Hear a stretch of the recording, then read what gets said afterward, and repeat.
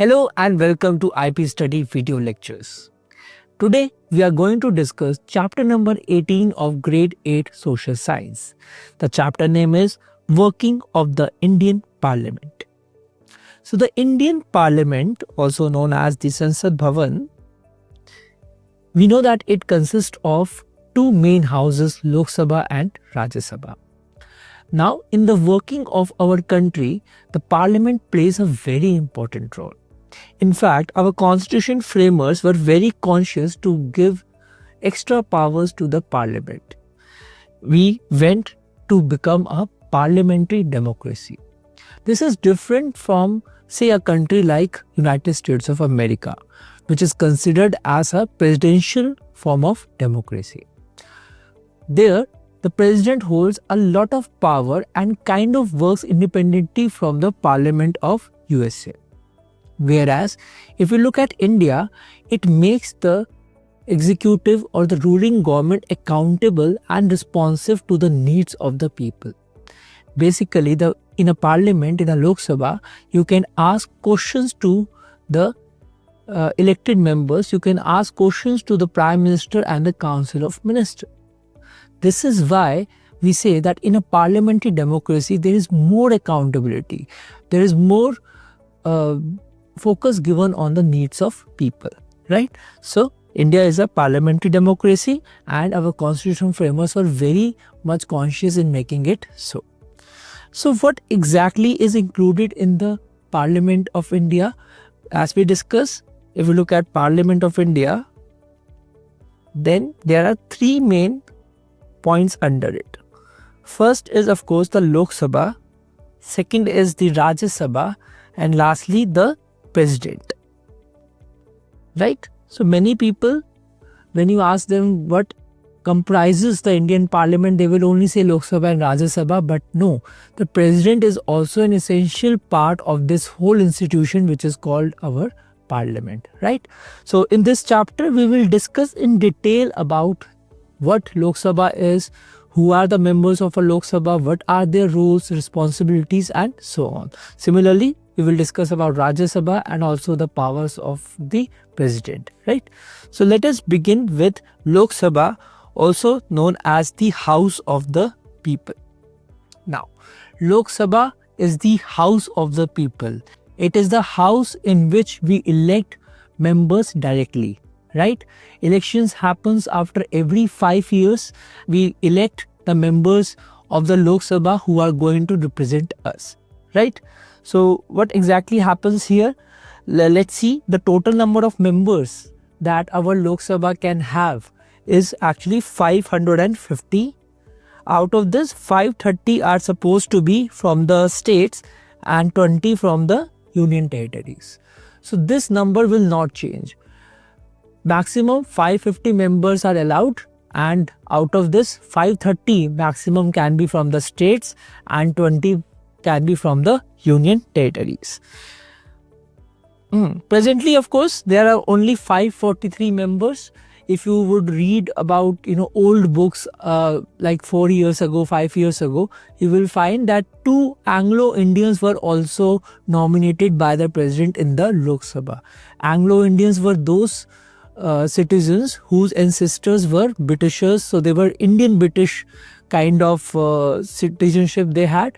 But now, because the number of Anglo-Indians in our country is so less, there is no need for their representation anymore. That is felt by the government of this country. So now there are 543 seats in the present Lok Sabha.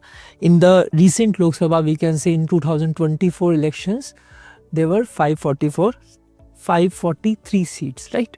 So who is eligible to become a member of Lok Sabha?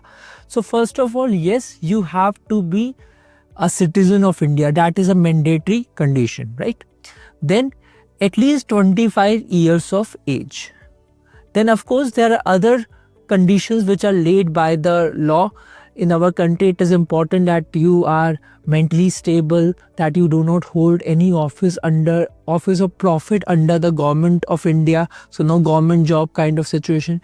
So all these things you have to meet these requirements you have to meet. But yes, the most important you need to remember is 25 years of age, because this is the particular criteria which changes from one position to another, right? Otherwise, most of the other requirements are more or less the same. Now, let's talk about how the members are elected. So we already discussed that in Lok Sabha, the members are elected by the people. So how does this process happen? See, for this we have divided the whole country into 543 constituencies, right? So elections happens in each of these constituencies where people vote for the most suitable candidate from their constituency, right? So imagine I am living in West Delhi.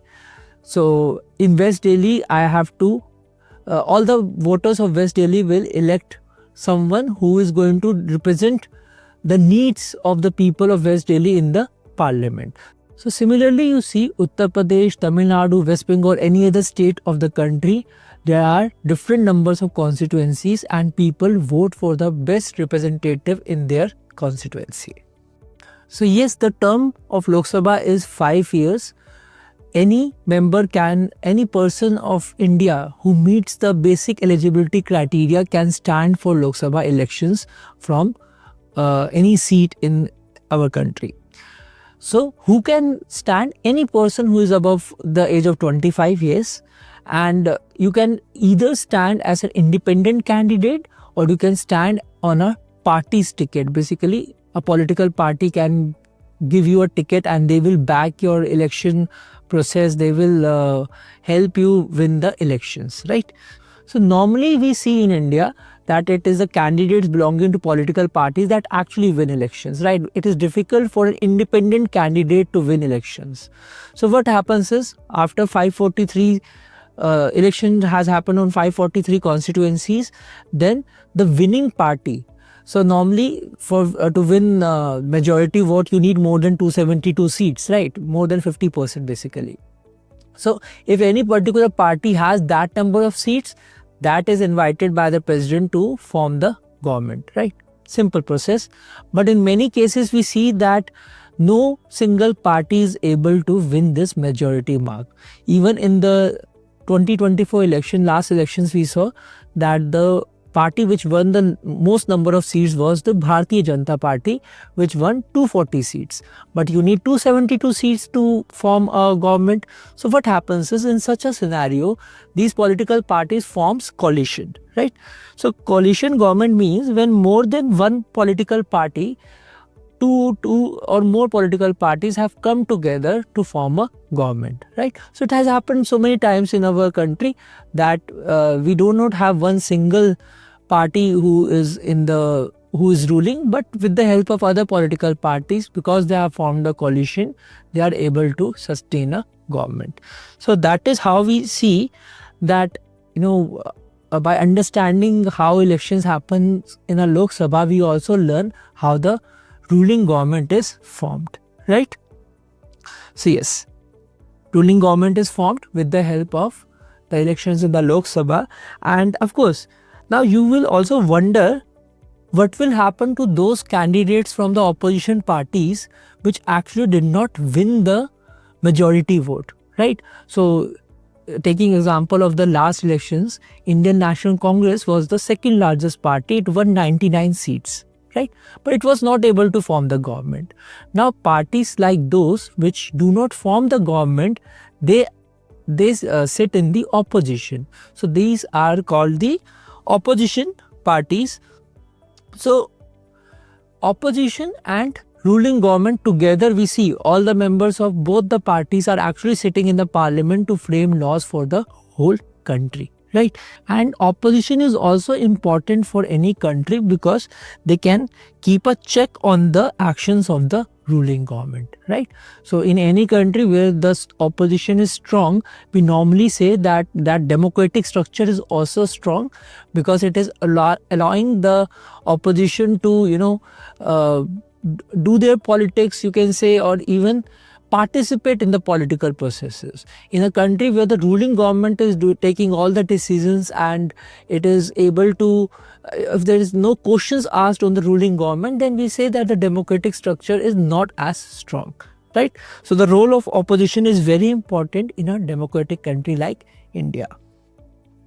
So we already discussed that the term of Lok Sabha is 5 years, but sometimes it can happen that during the course of 5 years, especially in case of coalition government, what happens is that because 3 or 4 political parties have given you support, so together all of you have made a coalition government, right? But maybe they can withdraw their support on some issue. So taking the previous example, if one party has won 240 seats and it has formed a government, a coalition government with the help of other parties, but if these other parties pull out their support, then this government will actually fall, right?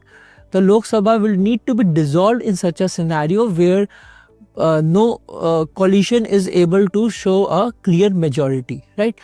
To show more than 272 seats in India's context, right? So the term is 5 years for a Lok Sabha, but it can be dissolved before that as well if the winning coalition is not able to secure majority, right? Now, presiding officer is very important to control the day-to-day working of a Lok Sabha. So, in the Lok Sabha, it is the speaker who is the presiding officer. It is the speaker who is deciding how everything is controlled and how the proceedings of the Lok Sabha are run smoothly. It is within the house only that the speaker is decided. Basically, there is kind of a voting when the new Lok Sabha is formed. They decide among themselves who is going to be the speaker. And the speaker normally does not vote on the different decisions, right? Only if there is a tie. If on a particular decision there are equal number of votes on both the sides in the favor and against of a decision, only then the speaker votes, and his or her vote is the deciding vote in that scenario. Okay, it's a tiebreaker kind of a scenario. A deputy speaker works in the absence of a speaker, right? So if the speaker is not available, maybe due to health or some other reasons, then the deputy speaker can take the place of a speaker. Moving to the second house of the parliament, that is the Rajya Sabha. Now it is known as the Council of the States, right? So it is representing the different states of India. Just like Lok Sabha is representing the people of India, all the people of India, the Rajya Sabha is representing the interest of the different states. It is also known as the upper house. Lok Sabha is known as the lower house and Rajya Sabha is known as the upper house. Fine. Now, our Rajya Sabha has the maximum capacity of 250 members. Just like we discussed about Lok Sabha, 550 members is the maximum limit. Here, that limit is 250. Out of this, 238 members are elected by the different states. We will discuss how the process of election happens. And 12 are actually nominated by the president, right? So how are these 12 members nominated? Basically, it is the president who decides who are going to be these members. They are the people who have done outstanding work in the fields of art, science, literature, political service. So these are very influential people in a country. Many celebrities, many famous personality of India have been the members of Rajya Sabha because they have done some outstanding work in their fields, right? So each state send different number of members to the Rajya Sabha.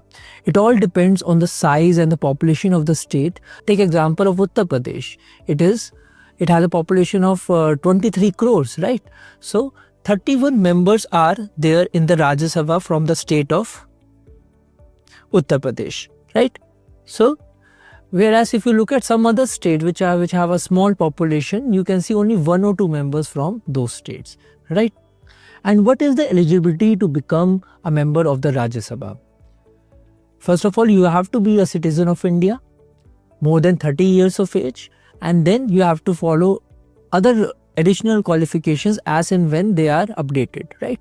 So they are basically same as in the case of Lok Sabha, that you don't have to hold any office of profit under the government, then you have to be mentally sane. So all these conditions you have to follow to become a member of Rajya Sabha. As far as elections are concerned, the members of Rajya Sabha are indirectly elected by the people. We say there is no direct election. By indirect election, we mean that as citizens, we vote for the people in the state legislative assembly, basically Vidhan Sabha. So it is the members of Vidhan Sabha, the elected members of Vidhan Sabha, who actually elect the members of Rajya Sabha, right? So we people, we elect the members of Vidhan Sabha, and these members elect the members of Parliament in Rajya Sabha. Okay? MPs in Rajya Sabha. So we can say we are electing the members, but we are indirectly electing through the members of Vidhan Sabha. Right? So I hope that concept is clear. So the term for the members of Rajya Sabha is actually 6 years, right? It is not 5 years, it is 6 years. And this house is known as a permanent house. Why? Because every 2 years, 1/3 of the members retire. So at no point of time the house is dissolved. At no time the house is dysfunctional. 1/3 members are retiring after every 2 years, and this is why the house remains there throughout the course. Who is the presiding officer of the Rajya Sabha? It is the Vice President of India. Okay? The Vice President is the ex officio member of the Vice President of India is the ex officio chairperson of the Rajya Sabha. Fine. So the Vice President, ex officio means that as soon as you become the Vice President, you also have another position, and that position is of being a chairperson of the Rajya Sabha. So these two positions come together, right? So as the presiding officer, the Vice President also does all the functions, all the things that a Speaker of a Lok Sabha does. Now let us discuss the powers of the Parliament. Here we are going to discuss the powers of both Rajya Sabha and Lok Sabha together, because they together constitute the Parliament along with the President, of course. So the first power is that of a legislative power. Legislative power means the power to make laws. Right? So that is the main function of any parliament, that it is a legislative body and it has to frame laws for the country. So we know that the laws for the country are listed in the union and the concurrent list, right? Union list, all the subjects related to the union government are listed. In a concurrent list, subjects related to both the union and the state government are listed. Also, in case of an emergency, the union government or the Parliament of India can frame laws even on the subjects listed in the state list. Fine. So we can say our Parliament is very powerful in that scenario, that it can frame laws on many different subjects. Then comes the financial powers. So basically we see that the Parliament of India frames an annual budget.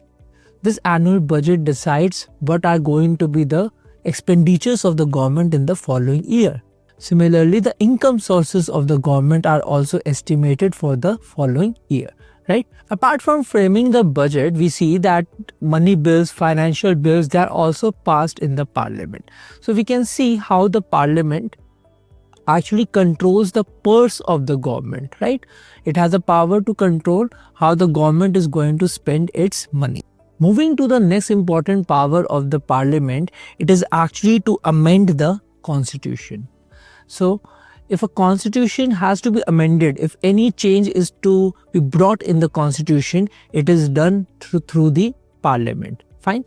Under some decisions, they can be done with simple majority, 50% people basically. But in some conditions where some provisions of constitution are so important that we actually need more than simple majority. So we need 2/3 members of the of each house present and voting, so that such a big change can be brought into the constitution, right? Then let's talk about the executive powers. Executive powers means how the parliament actually controls the executive. Because remember, the prime minister and other council of ministers are also part of the Lok Sabha, right? So the Lok Sabha can ask questions to the prime minister, can ask questions to the council of ministers. Then of course the elective functions and the judicial powers. The elective function is that of electing the president of the country, right? So the parliament not only has the power to elect the president, but in case the president has to be removed, that process of impeachment is also carried out in the parliament, right? Also, the removal of judges of the Supreme Court and the High Court, that procedure also goes in the parliament. It does not happen in our country, because it has not happened in our country so far. More or less our president, our judges have been honest. There has not been a situation in which we had to impeach them. But if such a problem arises, that process is to be carried out in the parliament of the country. Now discussing the next topic, from bill to law. So a bill is basically a document. It is something which can be converted into a law, right? It is a suggestion. A bill is a suggestion that this and this particular law has to be implemented in the country. A bill is basically a suggestion that so and so law has to be brought in the country. So only after a bill is passed in the parliament that it becomes a law. How does this process happen? Basically, we see that there are three stages of a bill. First is the first reading or the introduction. In this step, the bill is introduced in the parliament. And when it is introduced, it is important that the person who is introducing the bill explains the bill. Basically gives a good summary what this bill is about and focus on the purpose of the bill, right? Why he or she is introducing this bill. In the second stage, second reading, we find that people of the parliament are actually discussing that bill, right? So they are discussing all the provisions which they like, which they do not like. Then it is reviewed. It is a committee is also formed, a standing committee, where we see that the members, some members of the Lok Sabha or the Rajya Sabha, wherever the bill is introduced, they come together and they discuss the different provisions. So whatever suggestions are given, they keep on reviewing the bill accordingly, right? In the final stage, we see in the third stage, the bill, all the modifications.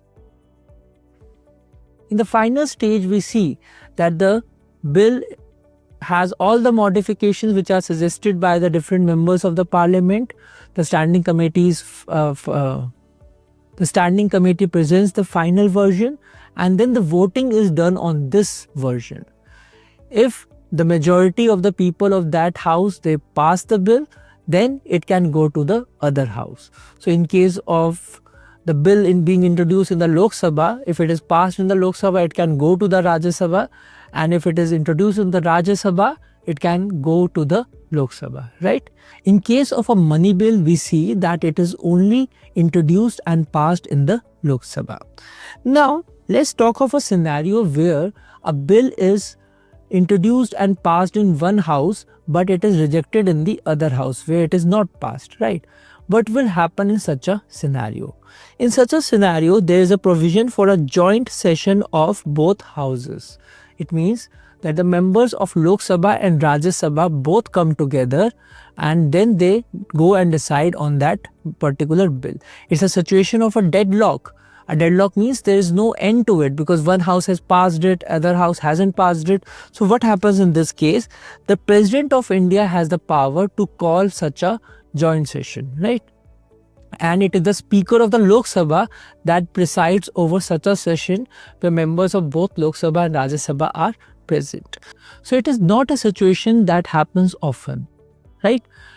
Only 3 times in the history of India we have seen that there has been a joint session of the parliament. So once the bill is sent to the president has three options. So once a bill is sent to the president has three main options. Either the president can simply accept the bill, he can sign the bill, it is considered to be passed. Or the president can withhold or pocket the bill. This option is not normally executed by the president. He or she normally takes a decision on it. In many times, the president can of course not reject the bill, but the president can return the bill. In case the president returns the bill, then of course he or she will return it with some kind of suggestion that you can modify the bill in this manner. Now it is the decision of the Lok Sabha or the Rajya Sabha whether to accept the recommendations by the president or not, right? If they feel that what the president is saying, they also find it appropriate, they can make those modifications, and if they don't feel like it, they will not do it. In such a scenario, when the bill is again sent to the president for signature, this time the president must accept it, right? The president must sign on this bill, right? So that is the scenario of the president. In case of a money bill, we already discussed that it can only be passed in the Lok Sabha. The Rajya Sabha can give some recommendations on the money bill, but it has no final authority over it. It is only Lok Sabha which has the authority over a money bill. Alright, so next we will discuss about controversial laws. So it can happen that the decisions taken by the parliament might not be acceptable for everyone. Of course, India is a huge country where there are so many conflicting interests among people. We see that even though the people who are sitting in the parliament are the ones elected by us, they are very popular, but from time to time we see that some laws framed by the people sitting in the parliament are unpopular among the people. So the masses do not like these kind of laws. What they have to do in such a scenario? Obviously, public meetings, non-violent way of protest, showing their anguish through writings in newspapers, magazines, and so on, right? From time to time, people express their grievances to the government in power. One example is given here where a law framed by a municipal body did not go well with a lot of people. So this law made street vending illegal. Now, if you understand, yes, street vendors can cause trouble in traffic, they can be a little difficult to manage, but yes, they also sell services at a lower cost, convenience is also there, and most importantly, it is a source of livelihood for a lot of people. So it is a fundamental right, if you see, it's earning your livelihood. So in such a scenario, this decision by the government has been challenged in the court. So many times it happens if a law framed by the parliament is controversial, it is not agreeable to a large number of people, then we see that the court from time to time intervenes in such a law and can even declare it unconstitutional, right? Moving further, let us discuss about the third component of the Indian Parliament, the position of the President. Now, the President of India is elected through the process of electoral college, right? The President of India is not directly elected by the people. It is elected by the members of the Lok Sabha, the members of the Rajya Sabha, and the members of the Vidhan Sabha, right? The state legislators.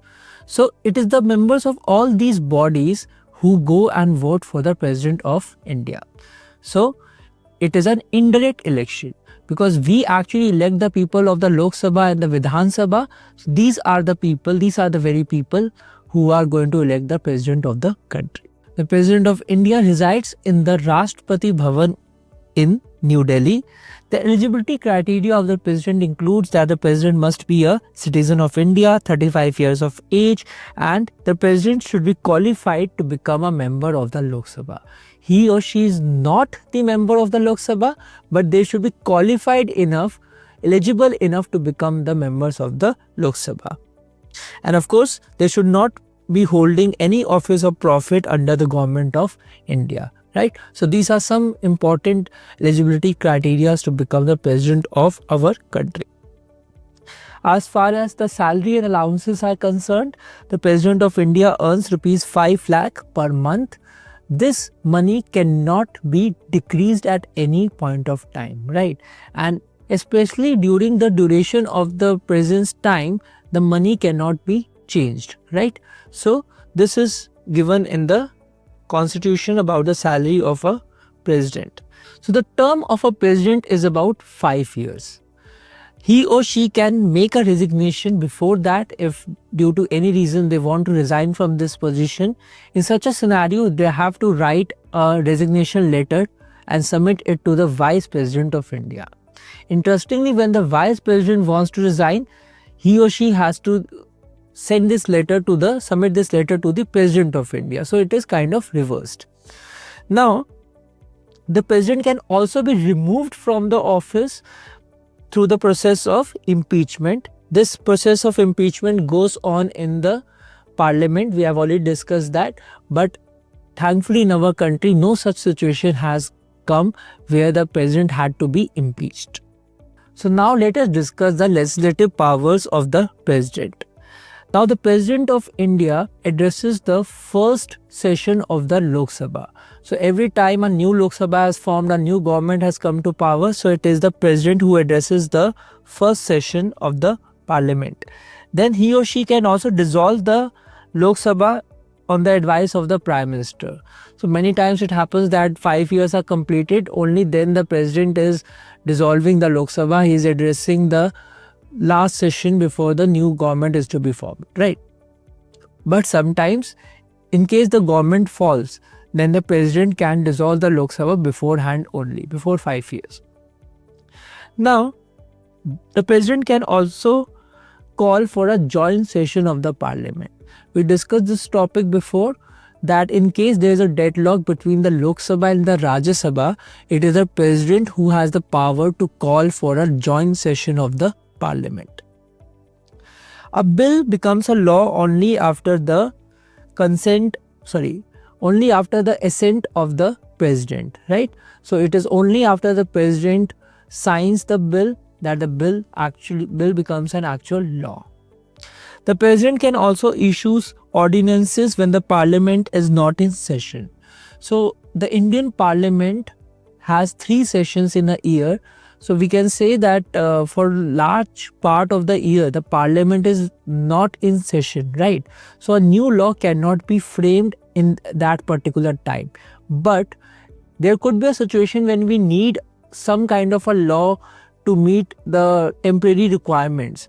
Such kind of a temporary law is called a ordinance, right? An ordinance once issued by the President of India is valid for 6 weeks, and only when the new session begins that the parliament can decide whether they want to convert this ordinance into a normal law, or if they do not do it, then that ordinance is no longer valid.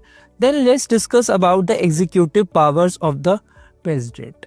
So all the important decisions of the country are taken by the president, in the sense that it is the signature of the president that really matters, right? In many international documents, it is the signature of the president that are required. Now the president is also responsible for appointing a lot of people. Like the president appoints the Prime Minister and the Council of Ministers.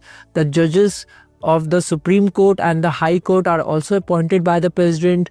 The chairperson of the UPSC is also appointed by the president. So many important positions, the heads of those positions are actually appointed by the President of India. So talking about the financial powers of the president, we already discussed how money bills and different financial bills are to be passed in the parliament, and then they have to be signed by the president. Only after the approval of the president they become actual law. Right. Now another important task of the president is to lay the foundation for the annual financial statement, simply known as the budget. Actually, it is the finance minister of the country who presents the budget on behalf of the president. So it is actually the approval of the president that is very important here. only on the behalf of the president that the finance minister presents it. So we can say the actual accountability is of the president in this scenario. The president also appoints for a financial commission after every 5 years. So this commission is involved in looking at the finances of the ruling government, right? So another important power of the president. Now talking about the judicial powers, we already discussed how the judges of the Supreme Court, High Court are actually appointed by the President of India. The president can also dismiss these judges if the process of impeachment is implemented in both the houses of the parliament and the president signs the impeachment bill. So that process is also, so that power is also there with the President of India. Now, the President of India also has a right to grant pardon. He or she can suspend, remit or commute the death sentence of any person. What does these term means? By suspend means that the president, if somebody is given a death sentence or a very strict punishment by the Supreme Court of India or High Court of India, it is a president who can say that maybe the sentence should be reduced or maybe some other kind of punishment should be given. Like in case of a death sentence, instead of a death sentence you can give a life imprisonment, right? Or you can reduce the number of years in case of life imprisonment. So in case of life imprisonment, maybe you can give 10 years of jail, 8 years of jail.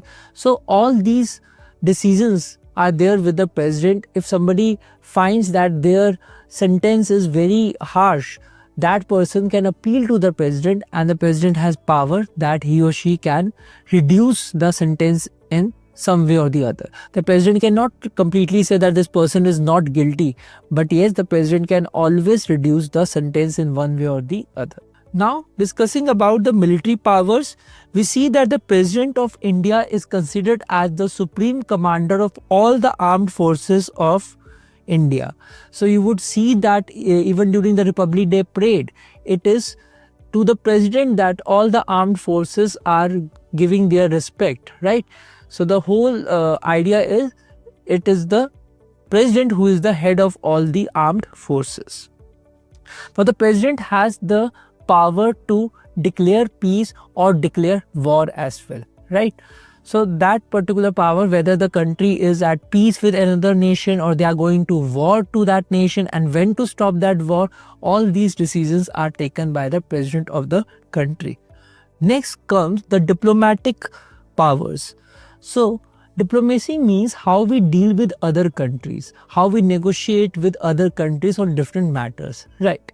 So the President of India is responsible for signing all the treaties and agreements, right? So it is the signature of the president that are very important for any international treaty to be signed.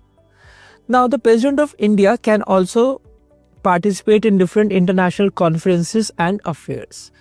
Normally the President of India may not visit all these international conferences himself or herself. He or she sends diplomats. Who are diplomats? These are basically the representatives of any country, right? So an Indian diplomat will represent India in different countries on the behalf of the head of the state, that is the president, right? So if a diplomat is coming from Australia or Canada or Bhutan, the President of India can receive that diplomat, right? And last but not the least, the President of India also has the emergency powers. So in case emergency is declared in a country, it could be because of a war or in case of an armed rebellion by the people of India. In such a case, we see that the President of India can declare a nationwide emergency. In such a scenario, the fundamental rights of people are not applicable except for the right to life, obviously, but the president actually gains a lot of power at this point of time. Now let's discuss about the last important topic of this chapter, that is the Prime Minister and the Council of Ministers. So the Prime Minister of India is elected for a term of 5 years. This person is a member of Lok Sabha, right? We discussed before how the Lok Sabha of India is divided into 543 constituencies, right? So in this, we see that a political party or some political parties come together to form a government. The ruling party also has a leader. This leader of the ruling party becomes the prime minister of a country, right? It is a president who invites the leader of the winning party or the winning coalition to become the prime minister of a country. So in India, we see that we have had so many inspirational prime ministers who have led our country by example. Since 26 May 2014, we see that Shri Narendra Modi is the prime minister of our country. So now the Prime Minister of India has to do so much for the country. He or she is responsible for the defense of the country, for the growth of the country, for education, health and so on. The Prime Minister of India, of course, cannot do all these things alone. So for this, he has a team. This is the team of Council of Ministers. So normally these Council of Ministers have a portfolio that they work under.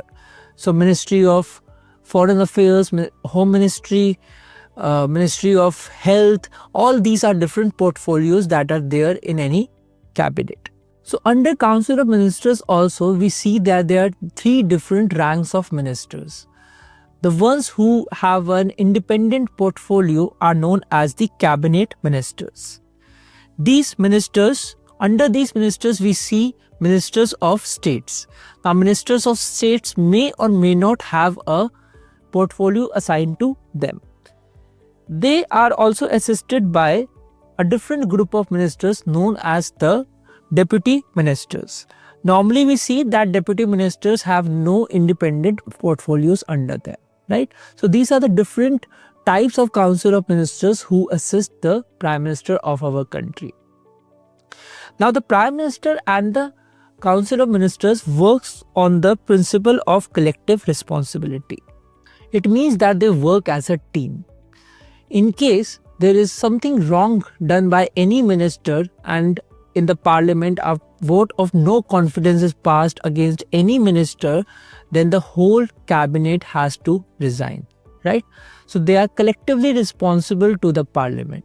And that is why in the beginning of the chapter we discuss how India is a parliamentary democracy, because we want to make our government more accountable and responsive to the needs of the people.